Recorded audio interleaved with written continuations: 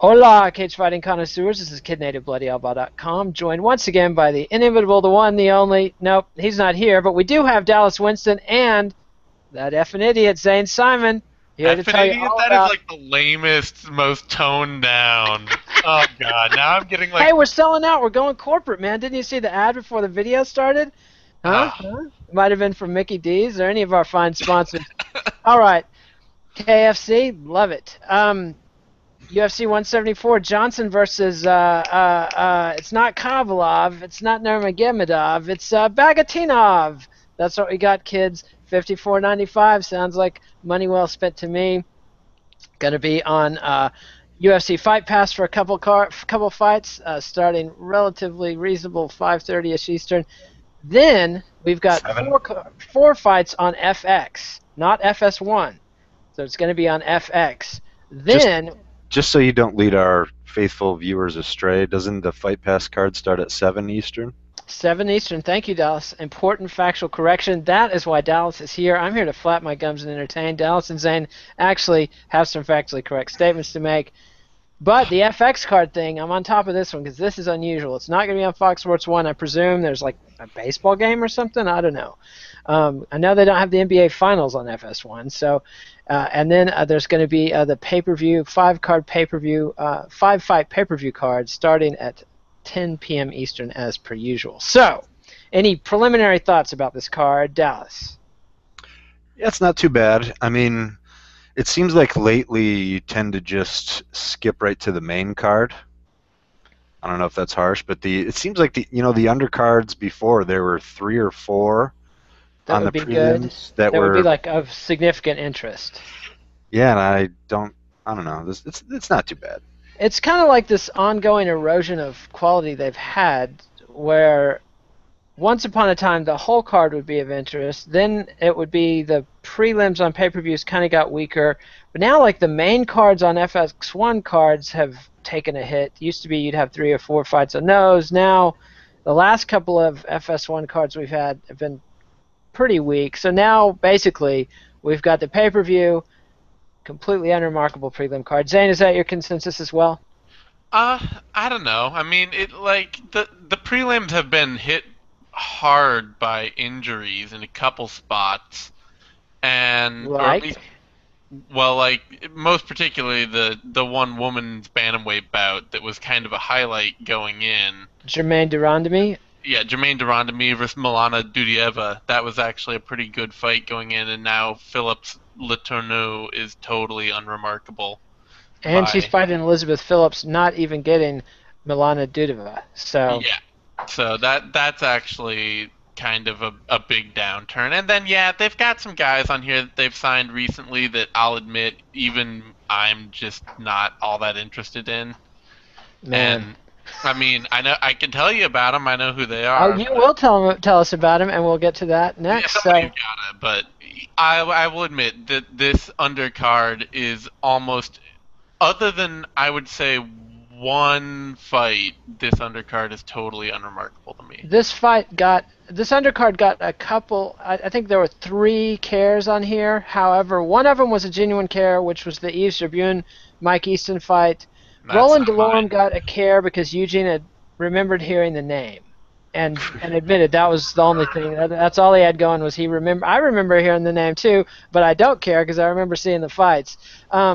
And then we care about Kunimoto because I'm a mark for Japanese fighters making their UFC debut. Anyway, Wait, That's the wrong wait. one to mark out Yeah, on. that's the wrong Japanese fighter making his debut. Yeah, Zane, can I interrupt you because is your most coveted preliminary bout Delorme and Tanaka? Yes, it is. Mine as well. all Yeah. right. Well, you see, that's why we have the experts on the show to tell me when I'm just flapping my gums and when I'm not. So maybe I cared about 2 fights. Anyway, who remembers these things? All right. So preliminary card UFC Fight Pass 5 p.m. Eastern. Lightweights Jason Sago and Josh Shockley. Who's dying to get at this one first? I'll go after it just because I talked a bit about both of these guys doing a Welcome to the UFC article for them. And, Sago's not a bad looking prospect, honestly. He's kind of had, one of the one of these guys who came to MMA late or came to martial arts late and has adapted pretty well. He's traveled around a lot. He spent some time in Brazil. He spent some time in Thailand, and he's got this kind of mashup Muay Thai jiu-jitsu game that he does, which really ends up meaning that he's a kick-heavy submission fighter. Works from distance, uses a lot of kicks, employs them pretty well, and then gets inside, has a decent chained takedown game, and pretty heavy on top with a good submission arsenal. And the thing is that in Josh Shockley, he's pretty much fighting another kick-heavy submission fighter, but a less polished one. So, I mean, you've got two guys who have a very similar skill set, but Sago's just the more talented, more technical of the two. So you're picking Shockley? No, Sago. All right, Dallas, and your pick? I think Zane's on the money with all that. I think Sago won the Pan Asian Games as a grappler. So, and I don't know like which came first, but I believe that he's a pretty solid grappler who then started to round out the rest of his game. And Zane's right. He can hold his own on the feet pretty well. He does throw like a lot of front kicks. He works pretty well from range. I'm not sure about his hands. Yeah. I agree with everything Zane said, with the caveat that Shockley is pretty mean. Like, he's fearless and aggressive, where Sago is, and it's not a bad thing whatsoever. He's just a little more methodical, maybe a little more cerebral. So, and it kind of deserves to be said, I think. I'm fine with this fight. This is great as far as, this is the kind of filler I would expect on a preliminary card. Let's see, Sago's 9-1 and Shockley's 11-2. So these are. And Shockley has like a whole sleeve of left tribal tats, his whole like left arm. So tats fans will have something to tat out about. Important. I can't believe I left out the tat crowd and didn't cater to Zane's them. right here. He's got some. Don't be talking about the tat crowd. Nate's pitching in. Thank you, Nate. You're welcome. I think Shockley rolled out some dreads for this one too, but he's pretty legit. He beat no. He had it all. I mean, it was just in his stock photo or whatever. But he had beaten Shamar Braley previously. Shockley's an Indiana guy, which you don't hear that often. I think he's out of Duneland Valley too. That might or may not be the same place like Dave Herman, and I wish I knew that better. Chris Lytle. I don't even know why I'm saying that, because that might not be the same affiliation. But this should be a pretty good scrap. I think it's kind of a coin flip. Sago's more polished, more technical, but Shockley's, he's mean. He's going to come right at him, and a lot of time that can be the great equalizer. So I would probably lean Sago too, but fuck it, I'll take Shockley. He comes out of Eddie Wineland and Darren Elkin's gym. That's Duneland Valley too, though. Ah, good to know. And Eddie Wineland trains all right, out of there? we got to move on. Yeah. We're stuck on the prelims. Sago and Shockley, the odds makers really have no idea either. They've got Sago favored anywhere from -115 all the way up to -135. Shockley, a slight underdog, anywhere from +100 all the way up to -115 all the way up to +105. So I know we're moving on, but Sago's only loss is Jesse Ronson, who's that's he's got a lot going for him there. Yeah, and he's out of TriStar. Did we stumble into a time budget thing that Yes, we were trying to wrap this up inside an hour and spend more time talking about the fights with people. Guys, people have heard. Nate's whimsical mood swings. It's called a professional show. Next, bantamweights Roland Malone versus Michinori Tanaka. I'm told this is the hot Japanese fighter making his debut that everybody wants to see. So Dallas, you go first. So you can't copy off Zane this time. That's awesome that you know that, Nate. Well, Tanaka's like I don't know how old he is actually. Zane, like, do you know his age? 21, I want to say. I mean, so he's young. Young, and he tore it up in Shudo. I think he was the rookie of the year, and then he also won the Shudo amateur tournament. He hasn't quite faced. I was 23. 20. Okay.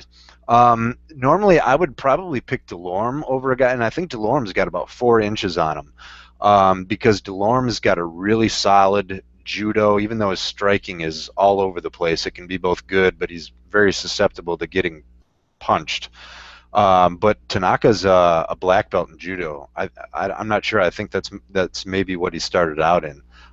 Real young, athletic kid. I mean, he could be. If any, we haven't seen a lot of. Oh my God, this could be the next, overseas or Japanese MMA star. And I think Tanaka has a better chance than Goiti Yamauchi for The Bellator. I'm more excited about Tanaka. Bellator.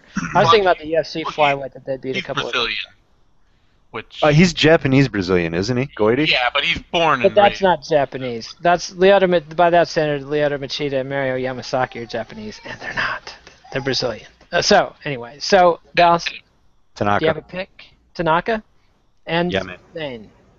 So I think for me the big thing is that Delorme really he is one of the most hittable bantamweights, even just fighters in the UFC. I mean, like his stand-up is he has some all right offensive production at times. Like he'll get in there and mix it up, but he gets hit a lot and hard. Fucker's got a chin, though. Am I right? But yeah, no, well that's not what you want to be known for. You don't want to be known for. He's got a lot of heart. Boy, I was can just this pointing guy that take a out. beating. The thing is that I don't know that Tanaka has the kind of consistent striking or the power to take advantage of that right now. And Delorme has so much more experience against a better level of competition and is bigger and stronger and has just an absolutely fantastic grappling game that I think sooner or later he's going to be able to get inside and drag Tanaka down and get the submission. I mean, I think Tanaka's got a lot more upside. I think, 2 years from now, Tanaka wins this fight every time, maybe. But right now, I think Delorme's going to take it. I think this is just too early for Tanaka. Too much too soon. So you're Zane picking Simon. him, that's one thing, but by submission, too? I would say so, yeah. Yeah. I was wrapping this up, Dallas. That was the hint. When I start talking, then I'm going to give the odds. When Nate starts talking, the time for serious thought is over. Exactly. So keep that straight, Dallas. When I start talking, stop thinking and listen, because the odds makers, they like Tanaka. Maine, what They're kind of buying into submission the hype. do you think you're going to catch him with? Rear naked choke. Nothing fancy. Nothing fancy for Roland Delorme. He won't need it, says Zane Simon. And the odds makers Like like a gable Tanaka, grip? though. Don't start. Don't start again. Minus 120 all the way up to minus 132. Roland Delorme. I made the most horrible Howard Dean bleeding noise just then. Roland Delorme, some people like him anywhere from minus 110, but all the way up to plus 108. So basically nobody knows what's going on in this fight. Your menstruation is actually audible there? That's what It you're was, saying? it was an exciting feeling, kind of. Maybe it's menopause. Go FX on. lightweight card starts. The FX card starts with lightweights Cajun Johnson and Tai Hyung Bang. Who wants this one first? Dallas, it's yours. This is kind of... I don't think this is a terrible fight. Little ass voice there. That is heady praise right there. Well, I mean, both of these guys are pretty experienced. They've been around for long, long times. And they both have somewhat unremarkable records. And they've kind of... the top competition that they've fought... Let me see. I think I made some notes somewhere on here. Well, actually, Tai Hyun Bang used to go by a different name. It was like Sweung. So he might be more well known there, but he fought like Gomi and Masvidal, and actually he's got some pretty decent wins too. He beat Kazunori Yokota, who I always had a lot of respect for that dude. He actually, I think, cracked the top 10 for a little while in Sengoku. He beat Jotaro Nakao too. That was my other one, man. Nakao, man, I love that dude. So I think that was a little past his sell by date, but anyway, go ahead. It could, well, yeah, I don't know, but either way, that's not huge. But if you can beat Nakao, I mean, that's someone that I would, I mean, that's respectable right there. Cajun Johnson, kind of the same thing. Actually, Bang is a Korean top team guy too, so formerly the team that Korean Zombie trained with. TriStar guy with Cajun Johnson. He has kind of a weird record where he started forever ago, but then his fights really trailed off. I want to say in like 08, 09, maybe 2010, but now he's coming back around. It's just a weird time to decide to sign him, I guess. He's got a 12-year career already, so. Yeah, and that okay, whatever. I'll watch the dude, but it just kind of makes me wonder, like, why at this particular point did you decide? Maybe because it's in. They've got cards to fill, Dallas. Well, no, he came off tough. He came through tough. He had a decent showing in the house. I didn't know that. shattered, I believe, by Chad Laprise in the house. Just snapped it in two, I did and not know that, dude. yeah, that's why he's here. He got his jaw broken in the house or in a Yeah, well, in the ring, in their in the fight, ring. Okay, in okay. Laprise It's the fought, octagon. and they Yeah. were having a pretty even back and forth fight, and then Laprise just clubbed him, and his jaw broke, and that was it. Ouch, ouch. Laprise This was is good on and so things, this too. is his first fight since that happened. So. Yeah. So I don't know. To me, this is kind of a coin flip. I didn't even know Cajun was on tough. That will probably give him the edge. But I'll go old school. I'll go with Bang on this one. Korean top team. All right, and Zane. Yeah, this is still kind of a coin flip for me. I mean, a lot of people were like, oh, Tai Bang, he's really kind of turned it around. He took a bunch of time off. He took like 2 years off in between 2010 and 2013. Came back, won a fight, and people were like, oh, he's gotten way better. He's with Korean top team, all this stuff. And then he fought Maribek Taisimov and just lost a completely lackluster fight. I mean, Taisimov was able to just pot shot him from the outside. And so at this point, I mean, I got to think that Johnson can kind of do the same thing, because that's a lot of Cajun's game is just kind of outside, picking his spots, pot shotting with kicks and punches and mix, and I gotta think he can do the same thing again. Maybe Bang can really come out and show something totally new, and really catch a great counter strike or something like that. I think he's got some pretty decent counter striking and power in his hands, but I haven't seen it right now. So you're picking Johnson, Dallas is picking Bang. That's 3 fights, 2 disagreements from the panel. You can't get that kind of fight predictions anywhere else, folks. The odds makers have no idea what's going on here. Either they've got Bang, the underdog, anywhere from plus 130 up to plus 148. Johnson favored from minus 160 all the way up to minus 182. And that brings us to bantamweights Mike Easton and Yves Jab. People have been telling me how to pronounce this. It's French. I can't say it. Jabouin. I don't know. Jabouin. I don't know. Anybody got anything better than that? I say Jabouin. Wow, you do live close to Canada. All right, Zane, you can talk about this one first. Oh, based on that, Yeah, on you my just earned proximity it. to You Canada. earned it, man. That's right. All right, so I feel kind of conflicted here, because part of one of the things that I've been kind of harsh on, especially just in the UFC, like the ranking system and all that, is I do not understand Mike Easton's ranking at bantamweight. As I don't understand him as a top 10 bantamweight. He's in the top He's 10 way still? too fucking high. He's number 8. And But he must have just plummeted. Sorry to interrupt you, but he was ranked way higher before that, right? I think he climbed as high as 6. Oh, That okay. was his My bad. max. And then reeled off 3 straight losses and dropped 2 places to number 8? Yes. His most recent loss was to TJ Dillashaw, now the champion. So. Yeah, and it was like watching TJ Dillashaw hit a heavy bag for 3 rounds. It was bad. But he held up under the fire better than Hanan Barao did. For Hanan Barao stood up for 3 rounds too. He got dropped a couple times in the first. I think didn't he get dropped in the first and again? I'm not sure. Easton dropped too. I mean, did he? Easton got his shit kicked. It was not pretty. Unless you're a TJ Dillashaw fan. Yeah. So anyway, the thing is that this is exactly the kind of fight that I think Mike Easton will win to keep his spot in the rankings.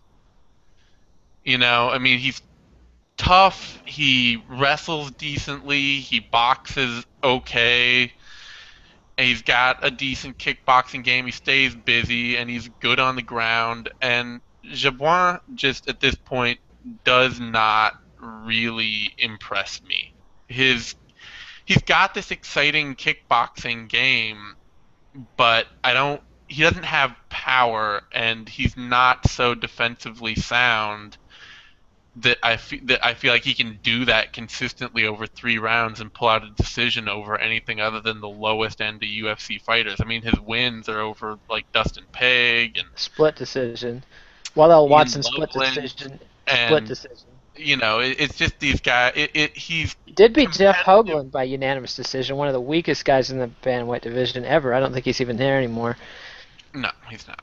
All right. So it's just one of these things where Easton, I think he's a cut above where Jabouin is right now, but I don't, I'm not particularly excited to see Easton fight. It's not like I don't what think he he ever brings. recovered from the elbow injury, honestly. He was a whole different animal when he fought in Virginia before he was in the UFC. I think he had massive elbow reconstruction surgery, and that affected him. But anyway, so Maybe. you're picking Easton now. The I'm picking, decision? yeah, All but right. unanimous decision. All right. And Dallas?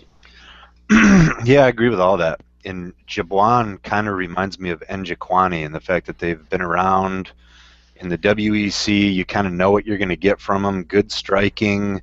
They're not weak in other areas, but they both seem to be fighting the same way that they did way back in the WEC. And Yeah. again, like armchair quarterback, but it would seem like you would want to, I don't know, do something different, roll something else out different. And it's a really tough matchup for him. My only issue with Easton is his output. It's so erratic. I mean, Yeah. he seems to have the physical skills and decent enough boxing, and I think his movement would really help his boxing, so his hands alone aren't that special. But he has pretty good sense of footwork and head movement and jumping in and out. Yeah. But then all of a sudden he'll go through these lulls where he does not do shit for a long time. And it makes sense to counter strike, but then his opponent is also hesitant. So I would actually just like to see, everyone's always said he seems to have so much potential. Well, shit, I mean, it's time to roll all that out. I would like to see him take some chances and really like go after someone, get a finish, like be hungry for a finish, like it's a sandwich kind of thing. But so I'm going to take Easton here. Like Zane said, he's just I think a level above. Jabouin is actually a better striker, but I don't think he's got the power to put him out. Yeah, but the odds makers agree. They've got Easton favored anywhere from minus 196 all the way up to minus 210, and the odds are coming from bestfightodds.com, by the way, for those of you degenerates who engage in the venal sin of gambling. Not a mortal sin, but a venal sin. Yves Jabouin is the underdog anywhere from plus 155 all the way up to plus 180. Pretty impressive the way I know the difference between a carnal and a venal sin, which I don't even think carnal sin is a thing. But anyway, that brings us to the women's bantamweight fight. Elizabeth Phillips, Valerie Lee Tourneau. Lee Tourneau, she's not the school teacher who had the affair with the kid a few years back, is she? I hate to say it, but it's Letourneau. That was Mary Kay Letourneau or whatever. It's spelled differently. And those two ended up marrying after Marie finished her prison sentence. I gotta say, I your know. depth of knowledge about things outside of MMA is astounding. Thank you, Zane. That's why people keep coming back to watch this crap. All right, who wants this one first? Dallas, you have to go first because you've agreed with everything Zane said twice, which means I'm not letting him go first anymore for the rest of the show. It's you, Isn't it baby. kind of cool that they got married? Like I want like 30% True love, of man. America to apologize. Like, hey, maybe we shouldn't have shit ourselves over all that, And they're still together to this day, right? They are. I believe he's had some legal troubles recently, but I have to do a Google search. So it's not all unicorns and rainbows there in the Lee Tourneau younger dude household, but I don't think anybody should have gone to prison for that one. I think you're right. So anyway, go ahead about the fight. I didn't feel comfortable unless we had touched on that before moving forward. So yeah, let's not touch on anything else, okay? Let's put your hands where we can see them. Thank you. No. It's the only way I can get through the show with a smile on my face. Let's be honest. So, all right, get serious though, everybody.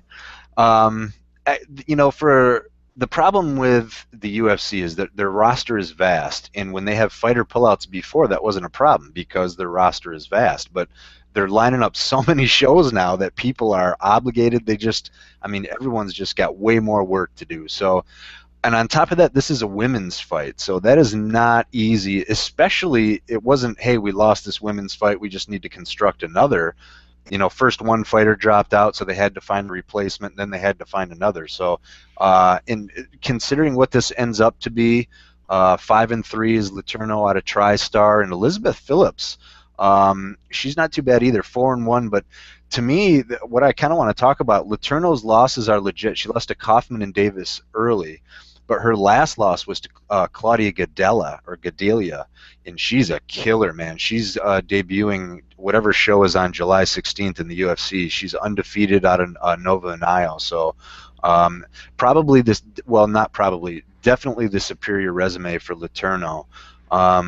I wouldn't necessarily count Phillips out, though. I mean, so Letourneau's got the experience advantage. She's fought the better competition, and of course that means something, but it doesn't mean that Elizabeth Phillips can't come in and do some work or at least put on a good showing. I'm going to go Letourneau in this one, though. And Zane? I am going to disagree.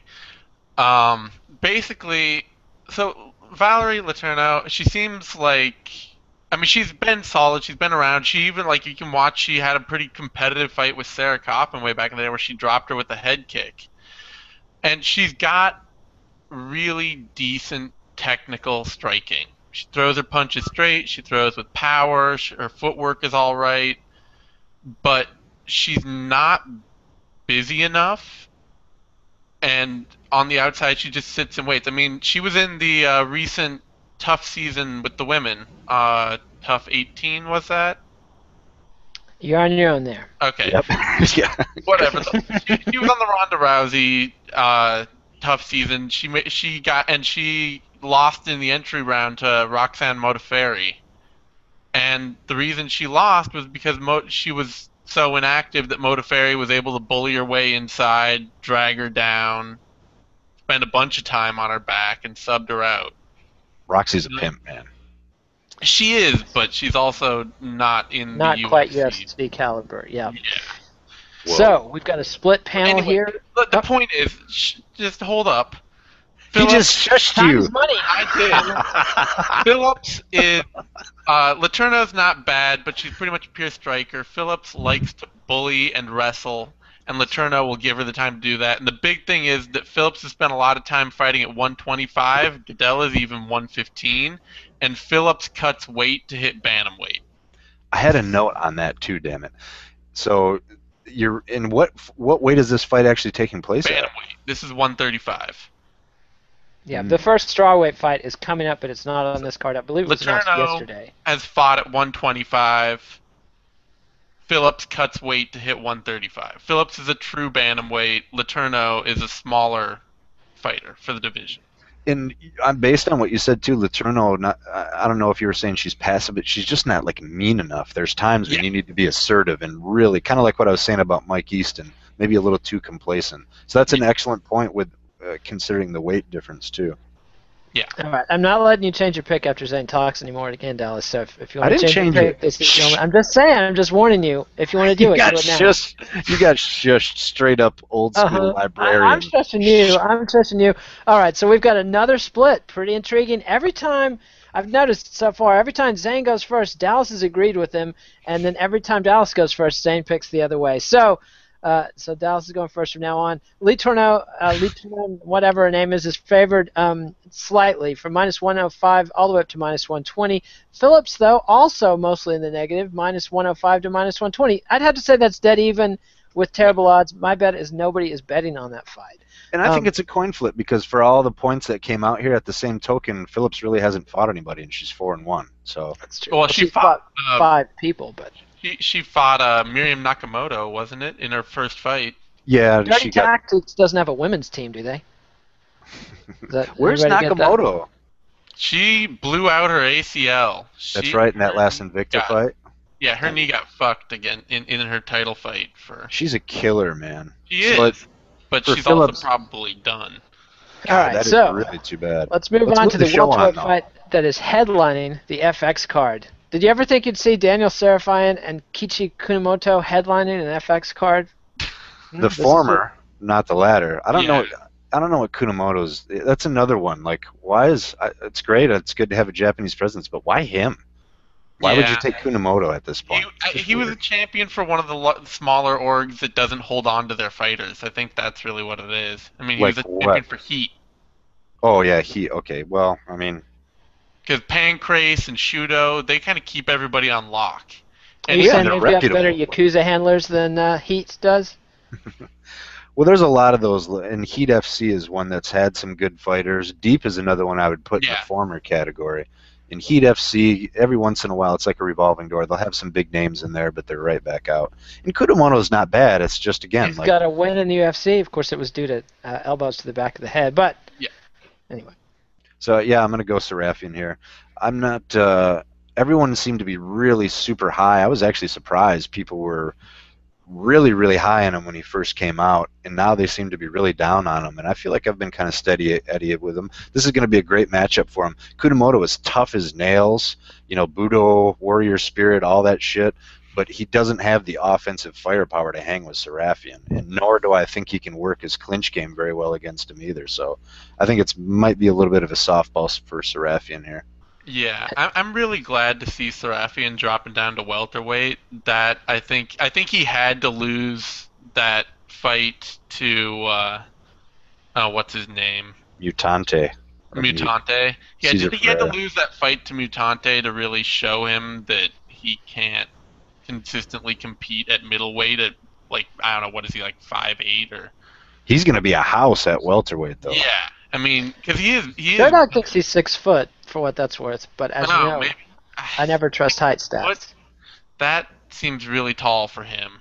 Maybe he is. He's also like 6 feet wide. That's, and he is just a ball of muscle. He's powerful. His hands are sharp. He's not always the most technical fighter, and he's certainly not he's not very integrated with his game. I mean, he kind of gets stuck in modes. But Kunimoto has all the traditional problems that Japanese fighters have, which is low output, relaxed, defensively liable. Small for the weight class. Yeah, and Serafian's just going to wreck him. Bold words, and the odds makers agree. Did you catch that, since you're keeping tally of all this? I'm the one who says the Japanese fighters need to get on the roids, man. I've been on that tip for years. I mean, I don't have to keep up week by week to know that. That's a fucking hot tip right there, too. Hey, Japan! Yeah, exactly. Get some Chael going, man. Bring Chael over to teach a master class. Maybe Vitor can do a seminar as well. All right, so the odds makers like Serafian as well. He is heavily favored, anywhere from minus 370 all the way up to minus 400. And Kunimoto are the underdog, anywhere from plus 270 all the way up to plus 315. And that brings us to the main card, and I never thought I'd say this. UFC 174 kicks off the pay-per-view portion of the card with Ovince St. Preux. You might remember him from many a Strikeforce Challengers card, and Ryan Jimmo, who not long ago was rocking it on AXS TV on Friday nights from Canada, MFS. So, Jimmo and OSP, Dallas, it's all yours, so you can't copy Zane's work. I think we can credit the legion of Jimmo maniacs, that we're being pandered to in that. Well, that dance he invented, the robot, it's incredible. I think it's got a big future. I can't believe who would have thought of that. He's like human, but he's like a robot. Exactly. It's incredible. Go ahead. So I actually like this fight. And OSP did better than Challenger's card because he fought Masasi in Strikeforce. He worked his way up. I'm just saying he fought most of his Strikeforce career on the Challengers cards. That's true. Stop being so defensive. I was just pointing that out. So we've talked a lot about OSP, and I like what he's doing. And now that he's not completely, kind of nosedived, or I don't even know if that's the proper term to use there. Everyone, there was a lot of hype for him, and I've always said any dude early in his fight, and I don't even know if he had a jiu-jitsu belt, but he won a fight by calf crusher. And so for a guy with his athleticism, he's got everything needs to be polished up. He's been kind of riding off his athleticism. But to perform the way he did against Masasi, I mean, that was like 9,000 steps up up in competition for him, really. I'm actually kind of intrigued to see this fight. I'm not a huge Jimmo fan, but I respect his skills. I mean, for someone to almost knock Tahuna's head off his shoulders with a high kick, and I think OSP is going to kind of take it to him to the point where it won't be a clinch fest. I think OSP will be able to outmuscle him if it does go to the clinch. The problem is that when you're as athletic and strong like OSP, and those are your main, attributes, Jimmo has more offensive qualities than he does. So I think Jimmo's Jimmo is more technical, more diverse in more areas, and I think he's got the more technical kickboxing, but I think OSP is kind of meaner, and he's got the better athleticism. So I think it's his fight to win, and I think it's going to be a tough one unless Jimmo can keep him outside and he can just start to work things. But I guess I see most of Jimmo's chances here coming in distance striking. If OSP is able to close range and get his hands on him, clinch striking doesn't quite need to be as pretty.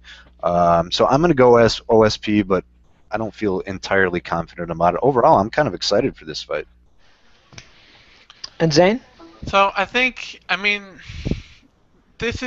never really understood the Jimmo hatred that some... How many of his MFS fights did you sit through? MFC? MFC, whatever. That thing. Canadian crap on AXS. Enough to know what the organization's called. How's that? Burn.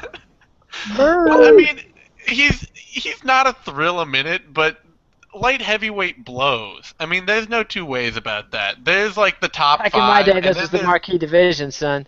There's the top 5, and then it's a shit show. It's a complete shit show from the neck down. Everything below the shoulders. And so I mean, what do you ask for from Jimmo? He's exciting when at times he gets he has had a couple of flash knockouts in his UFC run, and otherwise he wins fights consistently. That's like the best I can ask for from him. But the thing that really worries me, not to nitpick, but he's kind of been win-loss in his UFC. OSP has reeled off 3 straight wins. But the biggest thing that I disliked was his fight against who did he fight last? That guy Sean O'Connell. And I'm sorry, Sean O'Connell's not a very good fighter. He's just not. And you want to fight him? You want to fight him? Didn't he insult O'Connell in the last before this fight? I said that he was going to get blasted, and he did.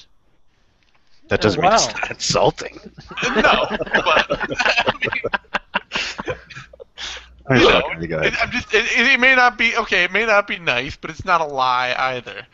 But Jimmo did not look very good in that fight. He got hit a lot, and he got hit hard. And Ovince St. Preux hits a lot harder, and his technique is a lot cleaner. And basically in the UFC, he's shook one of what was basically the biggest thing that plagued him in his early career, which was that while he was really athletically talented, he didn't seem to have any finishing tools. And he'd keep letting guys hang around with him, and then suddenly he'd get hurt or something like that, and the fight would get really competitive, and so he was winning all these decisions against less than stellar competition, and it took a lot of the shine off him. But since he's been in the UFC, he seems to have really tightened up and gotten rid of that. I mean, everyone he's fought, he fought Nikita Krylov, and on paper it was like, well, Ovince St. Preux should crush Nikita Krylov, and he did. He came out and he crushed him, just subbed him in under 2 minutes. And Cody Donovan, he came out and he knocked him out in the first round. And I think that Jimmo has too many defensive flaws, and he looks to be passive too often to win this fight. I think that OSP, unless he just catches OSP from the outside with something early, if he just stays on the outside in circles and St. Preux isn't active enough, then Jimmo can certainly catch him with something. But I think that if St. Preux crowds him at all, that he'll win this fight. And Dallas, your pick? I thought I already... Yeah, you already made your pick? God damn it. OSP. You know, to prepare for these, I watched Fred Willard in Best of Show, and that's all I need to know. Comes through. His influence on you is stark. It's apparent. All right, and so the odds makers. So you made a pick then, and you picked OSP also? Yep. So nobody likes the robot. One thing I did notice that you think of OSP as the newer guy in MMA and Jimmo as the salty veteran, but they've both been fighting. They're a year different in age, and they've been fighting for. OSP started MMA 1 year after Jimmo, so the same length of career. Yeah, how old is OSP? Like that at all. 30 and 31. Oh, really? Yeah. I kind of thought it. No, so they're there both you go, Nick. early 30s. There you go. I think it's that Strikeforce Challengers phenom. They give you the impression the guys are really young and new, and because OSP had a long college football career, which usually that means you don't even get out until you're like 25 or something, and then he went into MMA. So Yeah, but he started just 1 year after Jimmo, 1 year younger. So the odds makers like OSP as well, but not by a huge margin. They've got him favored anywhere from -145 all the way up to -160. And Ryan Jimmo is all the way underdog, not a huge one, but an underdog from +115 up to +143. And that brings us, man, I can't believe I'm about to say this. 2014. Well, I'm just like, the reality that Andrei Arlovsky is back in the UFC is still, it's like the time machine. Buckle the Wayback Machine, because it's Andrei Arlovsky against Brendan Schaub. Arlovsky has already said there are no glass jaws in the octagon. No glass jaws in the octagon. That's right. Because he was defending Brendan Schaub from accusations that Schaub had a glass jaw. Anyway, Dallas, it's all yours. Arlovsky, I'm picking him. He's going to win. I don't know why I love Andrei Arlovsky. I don't know why. Have you tasted his pee-pee? No, but probably from that line. I mean, how classic was that? I don't know. Do you think a lot of, not to sound like that guy, but do you think like a lot of, I don't know, today's fans or casuals realize the fucking brilliant gem that was? That launched Helwani's career, for fuck's sake. Yeah, it was a pretty pivotal moment, and our own weekly Twitter feature by Anton Tabuena is How Tastes My Tweet comes from that. That made me wonder, like when people read that, are they like, well, that's not very good English, I think that's our Anton? tweet. But yeah, they're like, Anton's so cute from the Philippines and everything. But yeah, he tries to say English. A grown man who says pee-pee. Do you think he says it like in anger in the bedroom with the ladies? Like, hey, lady, you want to taste my pee-pee? But anyway, that's neither here nor there. Why so did that's it have it. to That's be all in you got. anger? Yeah. I mean, Your anger, eventual impression was all happy, like. Hey. You know, when you say in anger, that just means for Nate. serious. That just means for serious. Like you say, you know, like angry means serious now. Well, yeah. God, When you say the phrase, I have to teach you guys English. Arlovsky's the one that doesn't know English. Come on. So that's it. That's all you got. You were picking Arlovsky, no commentary, no nothing. Well, let's see. What do you want me to say? I mean, UFC Fight Pass cards. You want to talk for an hour? We're on the main card now. We're talking about 70 people have heard of. Talk. And this is one of those where I got halfway into the analysis to know that Arlovsky's takedown defense is pretty good. He's an old Sambo guy. He armbarred someone back in the day and kind of used the fence to cheat, to roll it over. But first of all, it was mostly a homer pick. Like, I don't know why I like Andrei Arlovsky, man. And I do think, I mean, sure, there is a way to gauge different. Is it because you've been trying to hook up with Ronda Rousey and you don't want to taste Brendan Schaub's pee-pee? Is that the deal? I don't even understand any of that. That's the whole genesis of the joke. Tim Sylvia was sleeping with Arlovsky's ex-girlfriend. I know that, dude. I know that. That's the joke. So I was extending on the joke. Are you sure you didn't just make a vague correlation that Brendan Schaub is dating Ronda Rousey and try to? He totally is. He's either her beard or he's dating her. Okay. Do you even know what a beard is? Do you even know what a beard is? You kids today? No. I know what Back a beard in the day, when yelled at homosexuality was something was to be ashamed of, if you were gay and you had a woman that would go out with you, or if you were a lesbian, you had a man that would go out for you, like, you know, to meet your mom and stuff. That was called a beard. So. Okay. Yeah. Should I not? Yeah. Nope, yeah, I did not know that. It's good nomenclature. Yeah, it's good stuff. So you want to learn that, and Dallas apologizes again to anyone he offended. Shut up. With his tweet. All right. Actually, I do. I felt really bad about that. So I didn't know. I mean, is that? I don't even know, but yeah. I have no next idea. time you say, I'm not gay, but this guy's really hot. That's all you need to know. To me, that's worse. Like it's not, because gay's not a slur. These are the rules of today. It's okay to not be gay. It really is, Dallas. It might feel like you're under siege and you're being recruited constantly. But that's not what they're up to. They just want their equal rights, just like everybody else, and we're all for that. All right, it's okay. All right. So it's okay to not be gay, Dallas. We accept your heterosexuality. Well, thank you. Now that you've told me that, I have a whole new view on. How did we get here, and why? Arlovsky, because he wouldn't talk about Arlovsky. He's supposed to be analyzing the fight, and then he had the temerity to say Brendan Schaub is not getting it on with Ronda Rousey. That they're just on the red carpet together, and they're not in the bedroom together. He's shattering my dreams, man. Thank God for Rewind. If Rewind wasn't a technology that existed, you would make me very nervous, Nathan. But alas, I'm confident that fans will be able to. Wait, did he really fucking say that? So anyway, actually, I mean, so Brendan Schaub, the guys he's beaten, I don't know if he'll have those advantages over Arlovsky. I mean, of course, at any time, Brendan Schaub knows how to throw a punch. He can crack Arlovsky in the chin. Absolutely. In the glass chin. You said that. Okay, it's ceramic. It's Arlovsky, space age ceramic. if you look at the guys he fought, they were like the most powerful strikers in many heavyweight divisions, spread out over a couple orgs. I just saw you look. He's getting ready to go check Sherdog to see if he can argue with you. Hey, I can remember. I don't even have to look. Eyes closed. He got knocked out by Fedor. He got knocked out by Tim Sylvia. He got knocked out by Brett Rogers. And then Anthony Rumble Johnson, who's not even a heavyweight. Huh? How about that? Well, that played against him because Rumble's quicker, so that those punches and that kick was coming to flying at his face a lot faster than he expected. Wasn't Karatanov in there, or am I totally imagining that? I don't think so. Sergey, yes, Sergey did knock him off in the big Strikeforce Grand Prix. The Strikeforce Grand Prix. Oh, the Grand Prix. Jeez, I forgot he was in that. 2011? Yeah. Yeah. Where is Karatanov, man? That's a dude He's that I fighting thought Glory, dude. He went back to kickboxing. Glory. Yeah, I know, but Because they need an American heavyweight champion. Because they cut all the Glory fighters from Strikeforce, and he was the one that didn't go back. Yep. I see. All right, so I want Andrei Arlovsky to win this fight. I feel like I've been talking about this prediction for 15 minutes now. Andrei Arlovsky, Fangs, House tastes his PP, Nate sucks. Wrap it up. Move on. But I'm not gay, but Nate sucks. All right, Zane. That was actually funny that time.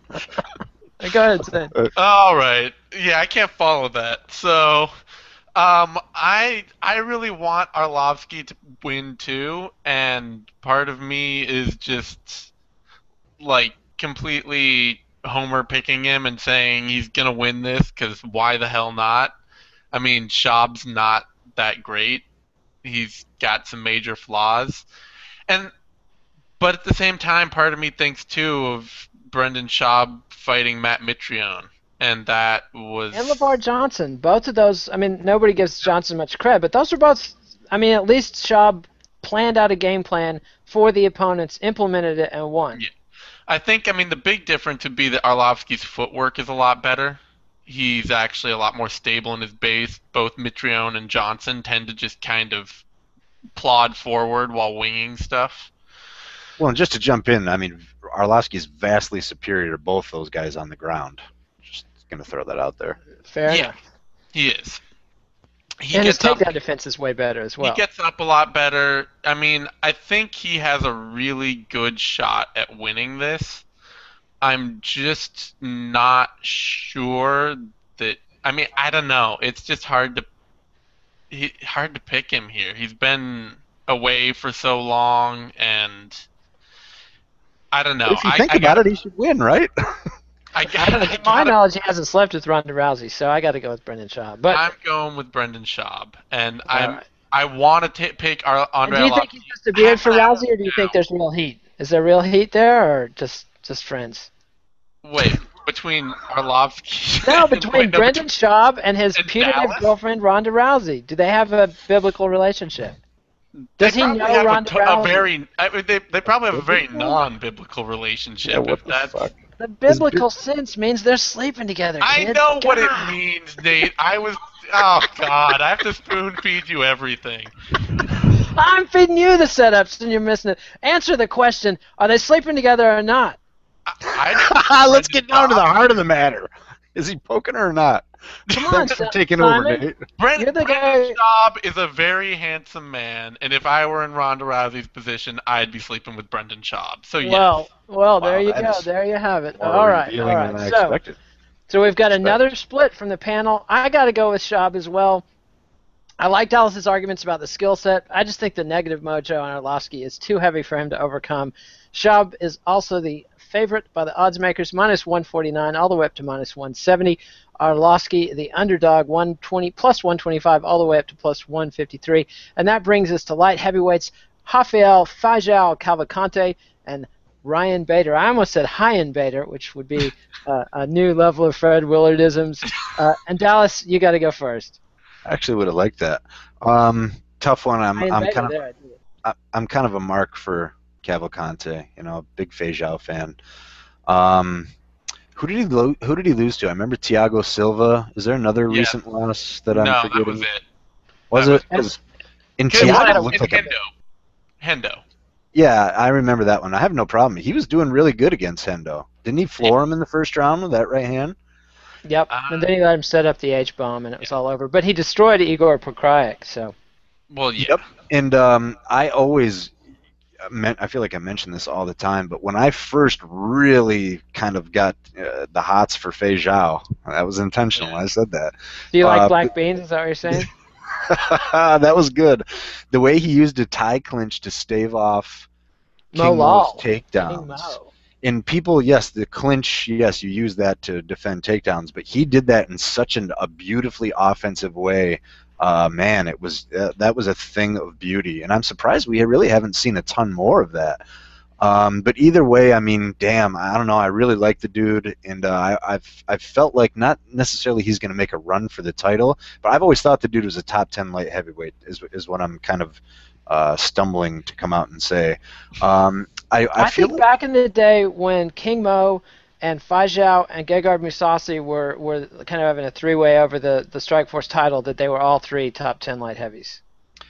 Yeah, I do too. But of course they weren't in the UFC, so they sucked. That was then. This is now. We've now seen how well the Strikeforce guys do in the UFC. So go ahead. How every other organization's guys. You know what I mean? We were talking about OSP fighting Strikeforce Challengers guys. We're not talking about. There are 4 to 5 guys on this card that could have fit right into the Strikeforce Challengers card back in the day. You know what I'm saying? So. It's true. It's true. Go ahead. Make a pick. Make a pick. Come on. I'm going to go with Fei Zhao because I feel like Bader, and I was going to say this before about a previous fight with Brendan Schaub, I feel like excellent fighter. He's progressed really well, but I feel like he's always had one major advantage that he could exploit over his opponents. I think the same kind of goes here. Bader's obviously the better wrestler, so if Fei Zhao's still got that takedown defense on point, I think he's going to be a handful for him. And Zane? You know who I'm picking. Yeah, I guess this is really... I mean, I can't say they're both glass cannons, because Fei Zhao's not, but they're very... What's a glass cannon? A glass cannon is something that has a lot of power but breaks really easily. Did you just make that up?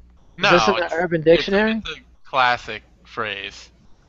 So Ryan Bader is basically the definition of a glass cannon. So is Andrei Arlovsky, classically, for that point. It is in the Urban Dictionary. There you go. All right, it's a video game term. So, well, that's what you call it. That's Zane's idea of a classic terminology, video game terminology. Anyway, he's young. We forgive him. Go ahead. Yeah, whatever. All your glass cannons belong to us. Seriously, this room just got way older, like instantly. We were all doing good. Myself so everybody can enjoy my laughter. Anyway, go ahead. Anyway, so I mean, I can't say that Fei Zhao's not like really easy to put away, but that loss to Thiago Silva was just terrible. He was easily beating Thiago Silva, and for like 3 minutes, and then suddenly just stopped. I don't know if he ran out of gas. I mean, because I assumed he hurt a hand or a knee. Yeah, that's what I thought too. But he just said, I made a mistake, and it's like, well, how is suddenly not fighting a mistake? I mean, that's not the kind of. Maybe he was trying to not get. Every time a fighter comes out and says my shoulder dislocated at the beginning of the third round, here's the X-ray. Then the fans go, I don't want to hear your excuses, cowboy. So maybe that was what he was. I love that. That was classic. I'm gonna now say that every time that anyone tells me anything. Try to imitate my Texas accent. I don't recommend it. I don't want to hear your excuses, cowboy. That wasn't bad. It's like Yosemite Sam, kind of. Yeah. All right, go ahead. So. Anyway, now that we've minted a new phrase, let's. I think Cavalcante has it in it to win. Has it in him to win this fight, but I don't feel like I don't know. I don't feel like I can trust him. Bader's looked a lot better, in his win over the Hippo Paroche. But I mean, come on, that's the Hippo. I mean, it's like Australia's best middle-aged. Cavalcante is what? Is Pokrayets? When was? Who's at least a little younger. I mean, Pokrayek would beat the Hippo. Come on. Well, maybe he'd blow it. But he's got more physical skills than the Hippo. So did Vinny Magalesh. True dat. I mean, that's why I say that light heavyweight is just like a shit show from the neck down. You basically kind of like me. If I took anyway, go ahead. It's on fire today, man. Shit. I know, man. I've been drinking my tea. This is why we have to do shows later in the afternoon. So Yeah. I'm gonna pick Bader, but I'm not sure why. At all. Bader's more Because consistent. now, are you calling Fajao a gict or a gicta? And do you know the terminology of Yes, I using know S. the Robinson's? terminology. God, I've done like But 30. Marduk has had to Come on. correct us every time we brought this up on a non-Eugene show. Guy can't trust anymore. But he's there's a guy subtle that I distinction can't there. trust anymore. I I'm think not Okay. on board with this acronym. I just want to say, leave me out of it. Yeah, you always complain about it, but that's Yeah. neither here nor there. So, the odds makers agree. They like Bader as well. Dallas, it's like you're disagreeing with Zane right and left, and you're disagreeing with the odds makers. Are you But at doing first, your homework? remember at first I just agreed with everything Zane said. Because Now, I was letting you minutes later, copy. I was letting you go. I was letting Wow. Zane go See, first. And see, Dallas, you've had a whole 45 minutes in Nate's memory, which means that anything that happened in the past 45 minutes has now exited that memory. You've now extended past his short. I got a new RAM The card, biz and I can wrong. hold on to thoughts for at least an hour at this point. Anyway, the odds makers they like them some, but Bader they've got him up anywhere from minus 145 all the way up to minus 155. Not a huge range. Cavalcanti, the underdog, from plus 115 to plus 133. I like Bader here, but I'd kind of be tempted, even though those aren't huge odds, I'm kind of tempted by Fajao. Not that I gamble, because it's a sin, like I said. But that brings us to welterweights, Rory McDonald and Tyrone Woodley. One guy used to be synonymous with action, now synonymous with boring. The other guy used to be a lay and pray artist, now he's a knockout artist. Dallas. Was Rory Mack ever synonymous with action? Yeah, Dude, when he came out, he was like a chainsaw killer, man. He had the blank face, and he just beat the crap out of people. Remember I tossed Diaz around? Yes, and then Carlos Condit, but were there other ones in my I'll let you know. Is that not before enough? I mean, that's Well, two big, serious, scary, because tough dudes. those guys do nothing but put their head down and march right forward at you. So he Well, had That's perception versus reality is what you're talking about here, Dallas. Yeah. Whoa. We're talking about the perception here, and you're trying to get into serious fight analysis. So come on. Work with it. I'm trying to BJ quit. Penn. That's a habit I'm really trying to kick right now. But BJ so, Penn and Shea Mills and Mike Pyle. BJ Penn.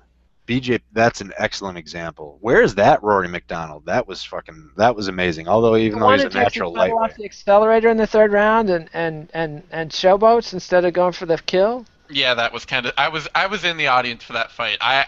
There have not been many times I booed, but I did boo when he started doing the ollie shuffle. Yeah, I think he Look, I really. booed That's from when home he for that turned. one. That's when he turned. The Because karma on it's that is BJ still Penn, good. man. I mean, it's BJ Penn. Well, Don't diss BJ if you Penn. have the skill to knock him out, you should knock him out.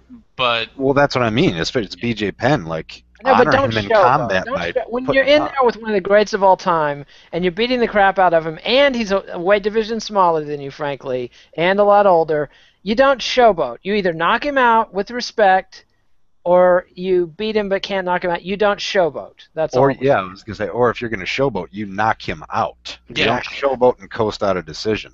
yeah, I hope you listen to this, Rory Mack. But anyways, I was super impressed with the way he fought Carlos Condit. That's when I was like, holy shit, this dude is definitely for real. But he does seem to have taken this really weird backwards. I'll be really brief on this because it's like philosophy, but I think fighters go through a certain stage where he's still kind of trying to find his identity. Between being the guy who lays back and the guy who's ultra aggressive. Whether or not that's true, Tyrone Woodley has found his identity. I was really hesitant. Everyone was excited to see him fight Galvao. He knocked Galvao out on the feet, and it's not what we wanted to see, but I was impressed by that. And then his fights afterwards against, I think, Jordan Meehan and Paul Daly. Like, Paul Daly he shucked off a ton of Woodley's takedowns. Fuck, he almost submitted him. I mean, wasn't that where Daly went for some weird-ass omoplata? And either way, so then I was like, man, the guy seems mostly like a wrestler. I mean, for him to put a beating on Koscheck like he did is, whew. So, man, what's the height difference between these two? It's got to be prominent, Nate. Am I right? Yeah, there's some inches separating these dudes. Roy McDonald is 6 foot even, and Woodley, I want to say, is 5'10". 5'9". Is he? Yep. Man, you got to go with Woodley here. I mean, what's Rory gonna? I don't think Rory can consistently stop his takedowns. Rory, I don't know, man. I guess he might be able to backpedal, shuck off takedowns, and coast out a decision. But who really wins if that happens? So I'm actually gonna go with Woodley, partially because maybe I doubted him a little bit before, and I'm super, super impressed with him now. So, fucking A, it's Ron Woodley. All right. Yeah. I think I would be a lot more willing to pick McDonald if he had done better in the first round against Damian Maia. Because a lot of the story of that fight was how badly Damian Maia deteriorated after a first round that he won. And he won it by taking him down and controlling him. Yeah. Took him down easily in that first round, too, right? Yeah. Yeah. And then the second part is that I think Woodley's fight with Jake Shields was humiliating. Cross yourself when you mention that atrocity. But I mean, scoring whatever, I think it humiliated him. It seems like it has. It humiliated me just watching it. Good fight, Jake. Smart fight, Jake. Yeah. And I think Woodley's attitude at this point is that he never wants that to happen again, where he hesitates and he waits on somebody and he stays on the outside. And that's how Rory McDonald has, that's how he beat Maia and that's how he beat Ellenberger, is because they both eventually, and Maia got super predictable on the outside. So I'm going to pick Woodley, but I will say with the caveat that I think if this goes longer than 2 rounds, especially if it gets deep into the second round, and Woodley hasn't hurt McDonald, that this could get a little weird if Woodley gets too predictable. If he just goes big overhand right, big same entries over and over again, McDonald could probably shut a lot of that down. Yep, I think you're right, but I think Woodley has a more varied takedown attack than the Damian Maia by a considerable margin. The odds makers, they have this one close, but they like McDonald. They've got Woodley. Now this is another one where they're both in the negative mostly. They've got Woodley anywhere from plus 100 all the way down to minus 141, and they've got McDonald anywhere from minus 103. Plus 110 all the way down to minus 120. So nobody knows what's going to happen. Everybody thinks this is a close fight. Woodley I'm even seeing down as low as minus 130. If you really have a feeling about this fight, go to Best Fight Odds and look at the different odds you're getting. And there's when the odds makers are wandering all over the place like this, that means maybe there's some hay to be made. But again, I don't gamble, so what do I know about this? And that brings us to the flyweight title fight everybody's been talking about. The MMA world has been abuzz with talk about this about Chael Sonnen and steroids. I mean, anyway, so we've got 2 flyweights fighting. Demetrius Johnson, one of the best champions going these days. Ali Bagautinov, a good puncher, but and he does have some fadeaway power. So we saw Dodson knock down Demetrius. I mean, we saw John the Magician Dodson knock down Demetrius Johnson with a couple of fadeaway punches. Can Bagautinov do the same thing? He's never been to the 5th round. Is Johnson just going to drag him out into the deep waters and drown him? And Zane, I'm going to let you go first this time. All right. Well, Demetrius Johnson. I mean, that's pretty much. He's faster. He's a better striker. He has a more or finish. Decision. I think. I mean, there's a chance that he submits Bagautinov. I think. Bagautinov. I think that should be his official name from now on. Bagautinov. Yeah. Or the way I always pronounce it is Bagautinov, but that's not how anybody else pronounces it. Huh? Maybe that's the French pronunciation. No, that's just me being wrong. So that's why I'm pausing. Is Bagautinov? I have to remind myself. But doesn't Goldberg in the UFC overemphasize the ah? Like it should be like however the Zane just said it, or Bagautinov, but they're like Bagautinov. Yeah, really hang on that a little. I'm not sure. Fuck them for that. Anyway, we're talking about the guy's name and how to pronounce it more than the fight. So yeah.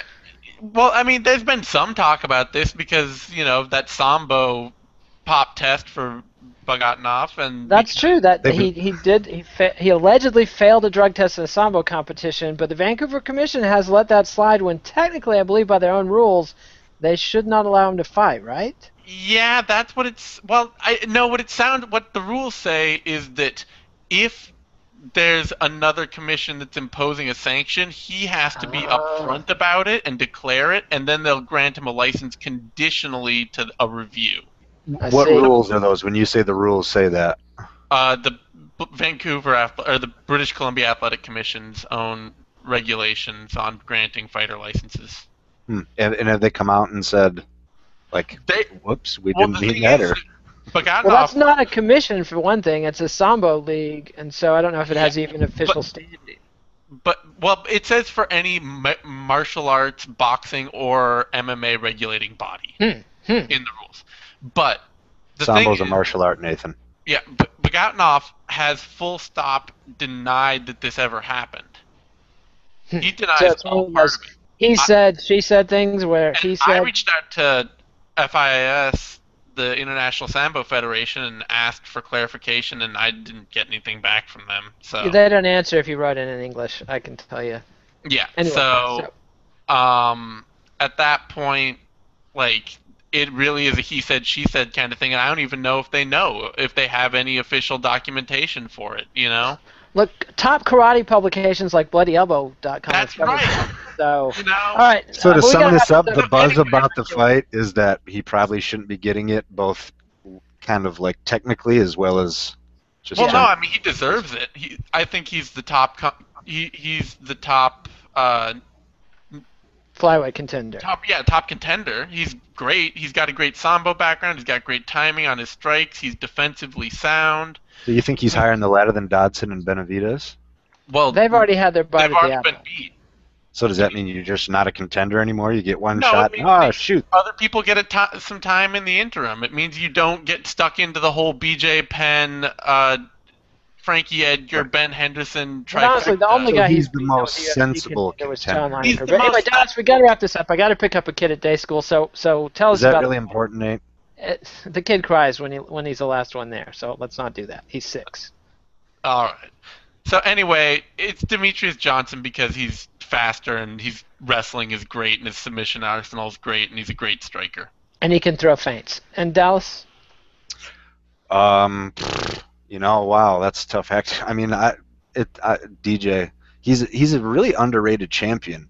I want to go into how stupid pound for pound rankings are, because why is Demetrius Johnson should be number 1?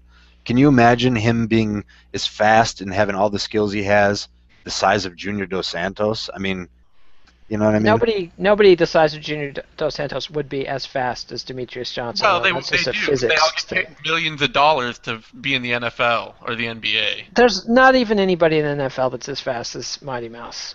I mean, there are people that are proportionally very fast. All those 40-second time, or all those 40 times and all that. Let's put it this way: even if there is, they can't. They've been spending their whole life doing that shit, and they sure as hell can't punch and grapple and take down. There's plenty of guys who could beat him in a 40. I'm talking about his quick. Human on the planet, Nate. Well, I'm talking about his reflexes. I'm saying that he's faster than any heavyweight. You think? You're fucking going on a limb there, Nate. Prove I'm that. saying it's not even physically possible to be a heavyweight and move as quickly as he does over short distances. I kind of like that just pound for pound thing. But isn't it ridiculous? I mean, seriously. I agree with you. I consider him the best pound for pound guy, and I'd love to see him fight. I think they should have an event where they pull in guys over 200 pounds out of the stands and let Demetrius Johnson beat him up, and just see how many he could lay out. That's exactly what MMA needs right now. That is what the UFC They need more creativity in the promotions, man. I'm telling you, bring it back Carney style. That's fucking creative right there. Is there any fat drunk guys we can bring in here to fight? Man, this isn't creative. It's traditional. That's what they used to do back in the catch wrestling days all the time. They let Gunnar Nelson do it. Why not Demetrius Johnson? Well, that was a submission match, but So I mean, to me. Could he take Butterbean? That's what I'm asking. Arakesh. Yes. Absolutely. Okay, there you have it. And that's Dallas. Butterbean throws one of those leg kicks, though. We got to wrap this up. Johnson by knockout or by decision? I'm just going to say a finish. I don't know if he's going to knock him out or submit him, but I don't think it's going to go all 5 rounds. Wow. And I just wanted to make a Bagautinov is the most sensible contender right now. Sensible. He's not the top contender by any means in my It's a fairly shallow division, but I'll agree with you there. That's so semantic. It's really not, though. Like, we are here if you say he's the top contender, John Dodson and Joseph Benavidez are going, bro. Like, I don't think he's done anything close to Benavidez got knocked the fuck out by... I'm not racist, but you're a bunch of nigglers, and stop it. So, Is anybody Alright, gonna well, get that? Come on, that was That genius. sounded way sort more of- racist when Yeah, you. okay. Everyone that was all flipping out on Twitter, everyone that was. You know, there was a guy once who was speaking before the Washington, D.C. City Council, and he used the word, it wasn't niggler, it was a Scandinavian word that has the NIG. Now I can't remember what it is. It has nothing to do with race, and he literally got sanctioned for being a racist for saying a word. Anyway, if I So knew that the means it word. was really smart for you to take his cue and just kind of run with Exactly. it. But you know, we're deep into the video. Nobody's gonna last this far. So the odds makers, they like Thompson. That's the best part. No one's fucking watching this shit at this point. Who cares what we say? No, we got 28 viewers. I hope they're all scandalized. Just went down to Johnson heavily favored minus 600 all the way to minus 750. Bagautinov heavy underdog plus 425 all the way up to plus 559. So if Nate, you for like the sake of your own Bagautinov, child, wrap it up, for God's yeah, sake. we gotta go. So thanks, I'm guys. about ready to go Adios, pick 'em up. MMA aficionados. I'm gonna be gone for 2 weeks, but I'll be back after the doubleheader on June 28th. Go ahead and like this video. Subscribe to us on MMANation.com on YouTube. Follow Uncle Justice on Twitter. Follow the Zane Simon on Twitter. Don't follow the Kid Nate at Twitter because I hardly tweet about MMA anymore, and I'm not listening to you if you're tweeting This back shows at me. reason enough for them, I think. Yeah. So, all right. They did it. Adios, MMA aficionados. Thank you. And Dallas is going to be entertaining you with a wide variety of entertaining programming while I'm gone. There are no events to cover, but he'll have something spectacular, so stay tuned for that. Thanks, guys.